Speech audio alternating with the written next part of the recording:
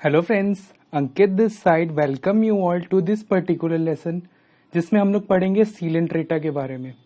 तो देखो, नाम से ही क्लियर है कि सीलेंट्रेटा, तो ये सीलेंटेरोन कैविटी और इसका एक और नाम है निडेरिया। देखो यहाँ पे लिखा हुआ है निडेरिया।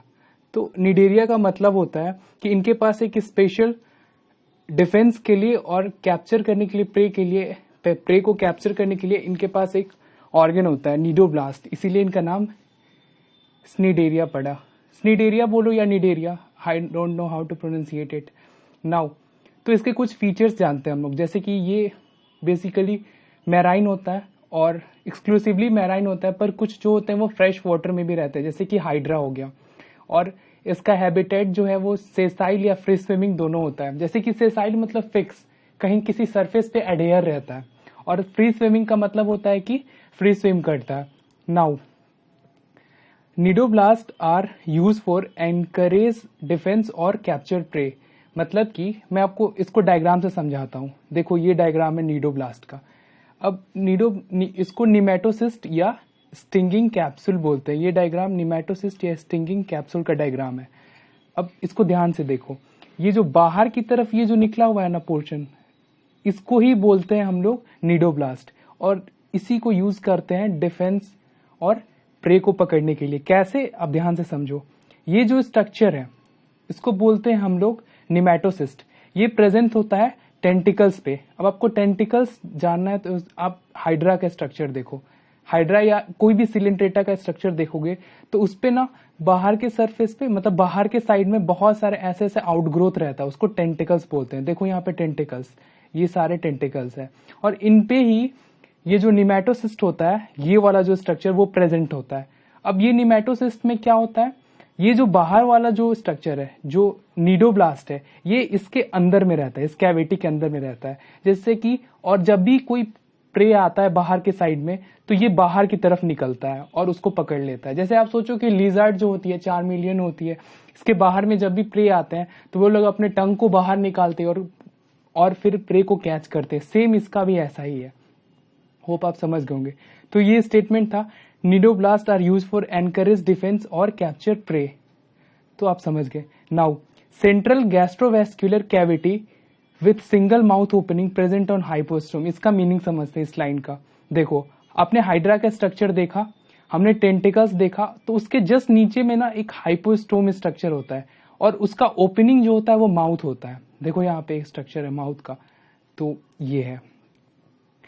तो ये स्टेटमेंट मैं दोबारा पढ़ देता हूं। Central gastrovascular cavity with single mouth opening present on hypostome. Now radial symmetry होता है, डिस्कस किया था हमने।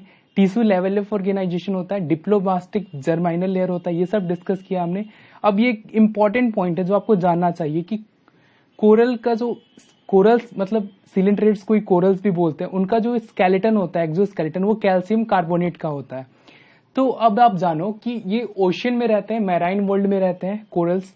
तो क्या होता है कि ये लोग जब मरते हैं तो क्या होता है कि एक वहां पे बहुत सारा जो इसका जो शेल होता है, जो एक्सोस्केलेटन होता है, उसका वो एक पाइल्स हो जाता है, एकदम ढेर लग जाता है, उसको बोलते हैं कोरल रीफ। और काफी बड़ा होता है ये कोरल रीफ। और इसका यूज क्या है, इकोनॉमिक इंपॉर्टेंस क्या है, तो ऑयलरी रिफाइनरीज वगैरह होते हैं ना, वो इसके नीचे में होते हैं। तो हम जहां भी कोरल रीफ देखेंगे वो काफी फर्टाइल है हमारे लिए इकोनॉमिक पर्पज से।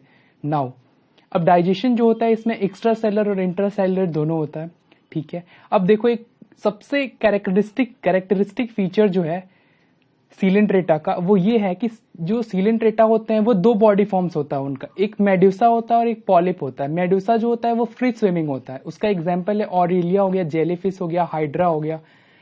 तो ये हो गया जो कि फ्री स्विमिंग होता है। लेकिन इसका दूसरा बॉडी फॉर्म है वो होता है पॉलिप।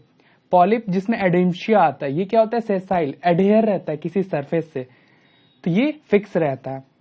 तो अब देखो क्या होता है, अब कुछ क्या होते हैं, कुछ एक्सेप्शंस है, जैसे कि ओबेलिया हो गया, ये शो करता है मेटाजेनेसिस। मेटाजेनेसिस क्या होता है, इसको बोलते हैं ऑल्टरनेशन ऑफ जनरेशन। इसमें क्या होता है कि पॉलिप जो होता है वो मेडुसा में कन्वर्ट होता है सेक्सुअली, और जो मेडुसा होता है वो पॉलिप में कन्वर्ट होता है, मेडुसा जो होता है वो पॉलिप में कन्वर्ट होता है सेक्सुअली, और जो पॉलिप जो होता है वो मेडुसा में कन्वर्ट होता है एसेक्सुअली।